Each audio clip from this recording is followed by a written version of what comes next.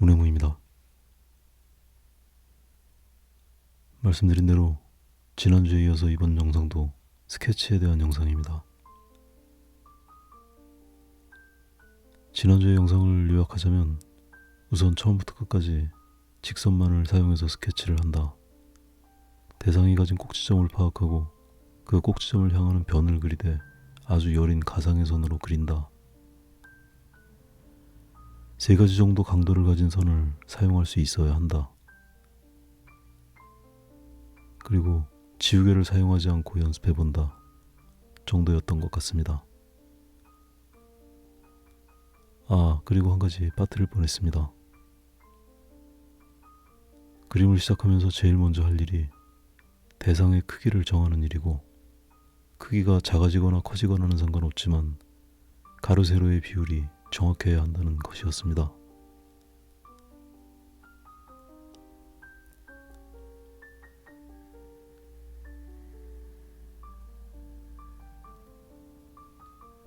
이번 그림은 지난주에 보여드렸던 그림보다는 조금 더 복잡한 대상을 그려보도록 하겠습니다. 지난주에는 각각 하나의 사물을 그렸지만 오늘은 4개의 토마토가 줄기에 매달려 있는 걸 그립니다. 복습이기도 하고 응용이기도 합니다. 어떤 그림이든지 그림을 시작하려면 제일 먼저 화면 안에 어느 정도 크기로 그릴 것인지를 결정해야 합니다. 지난주에도 말씀을 드렸지만 크기를 결정하는 건 가로와 세로의 비율입니다. 크기가 작아지거나 커지는 건 상관없지만 가로 세로의 비율이 틀리면 형태가 달라집니다. 이 형태는 가로가 세로보다 약간 긴 형태입니다. 가로 쪽을 약간 늘려줍니다. 위쪽 가지 부분까지 포함하면 세로의 길이가 약간 길지만 이런 작은 부피는 나중에 따로 그리는 게 편합니다. 크기가 결정되면 아주 여린 가상의 선으로 변을 그려줍니다. 이때 기울기는 아주 중요합니다. 이 큰 형태는 약간 삐뚤어진 역삼각형의 모양입니다. 꼭지점을 향하는 변이지만 꼭지점에서 이 가상의 선들이 만나지 않는 게 좋습니다. 그래야 나머지 형태를 상상할 수 있는 여지를 남겨서 이후의 형태를 자유롭게 잡을 수 있도록 도와줍니다. 지금부터가 본격적으로 지난번 내용들과 달라지는 것들입니다. 이 역삼각형의 모양을 4개의 토마토로 분할해야 합니다. 각 토마토마다 다시 가로 세로의 크기를 결정하는 과정을 거쳐야 합니다. 이 과정 역시 아주 여린 가상의 선으로 진행합니다. 그래야 할 사물의 개수가 늘어났기 때문에 가상선의 숫자도 그만큼 늘어납니다. 각 사물의 꼭지점이 다르기 때문에 사물마다 다른 표정을 가지고 있습니다. 꼭지점으로 향하되 꼭지점에 얽매이지 않도록 가상선을 그어줍니다.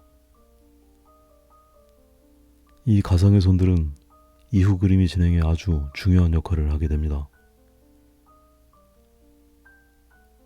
무엇보다 확정적인 선을 긋기 전에 그리고자 하는 대상과 비교할 수 있는 근거가 되어줍니다. 크기부터 기울기, 대략의 모양을 비교할 수 있는 근거를 가지고 있는 건 실패의 확률을 줄여줍니다. 따라서 이 가상의 선은 많으면 많을수록 이후의 진행이 수월해질 수 있습니다. 작고 사소한 모양들도 확신이 서지 않으면 가상의 선으로 미리 표시해두면 확실히 도움이 됩니다.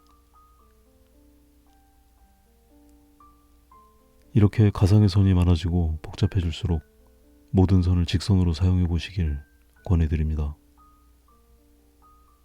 직선을 사용하면 꼭지점이 명료하게 보입니다. 그림을 진행하면서 스스로 꼭지점의 위치를 확인할 수 있도록 도움을 줍니다. 그리고 있는 부분이 작아지면서 작은 면적이 꼭지점을 다시 찾아가는 과정입니다. 기존의 가상선 위에 더 작아진 가상선이 올라갑니다. 중복되는 내용이라서 화면을 조금 빠르게 돌리겠습니다.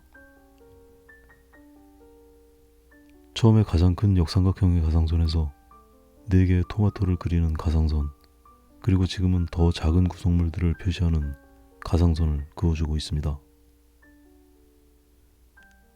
다시 한번 말씀드리지만 가상선은 절대로 정확한 선이 아닙니다. 이 정도면 적절한가를 판단할 수 있도록 도움을 주는 용도일 뿐입니다.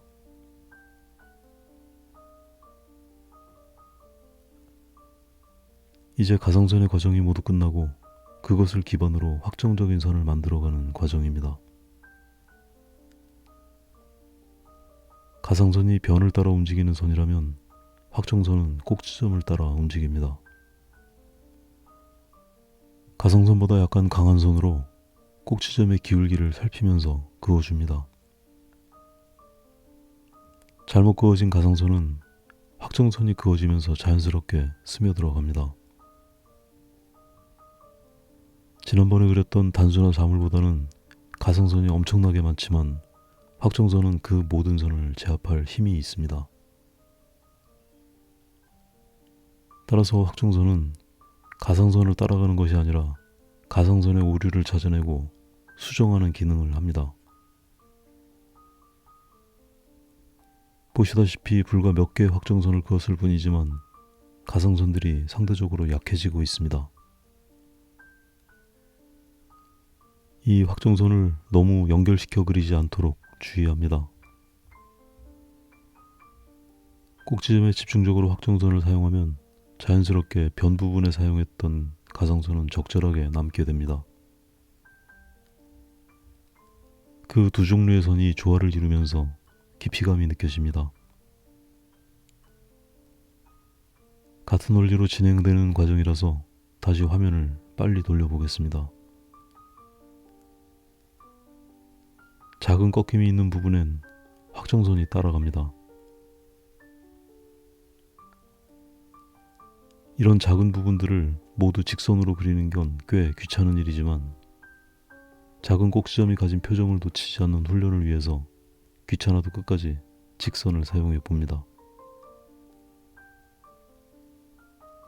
짧은 직선이 이어지면 곡선으로 보이는 경우도 있지만 애초 곡선으로 그린 선과는 느낌이 다릅니다. 곡선을 이용해서도 충분히 꼭지점의 표정을 살려낼 수 있을 때까지는 직선을 사용해서 훈련을 해보시기를 권해드립니다.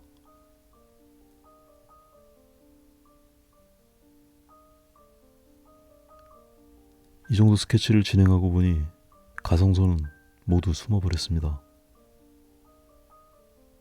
가상선으로만 그렸을 때는 선이 너무 많고 복잡해서 도저히 정리가 될 것 같지 않았지만 단지 강한 선이 올라간 것만으로 선은 손쉽게 정리됩니다. 이렇게 선이라는 건 사용하는 순서와 용도가 있습니다. 이제 지난번에도 말씀드렸던 세 번째 선을 사용할 차례입니다. 이 선은 꼭지점에서 사용했던 확정선보다 더 강한 강주선이라고 부르면 좋겠습니다. 누가 정해놓은 게 아니라서 그냥 제 방식이니까 제가 이름을 정하도록 하겠습니다.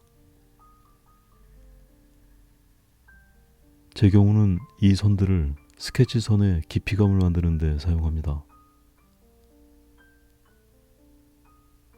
가상선과 확정선의 관계에서도 보셨겠지만 강한 선은 돌출하고 약한 선은 화면 속으로 후퇴합니다.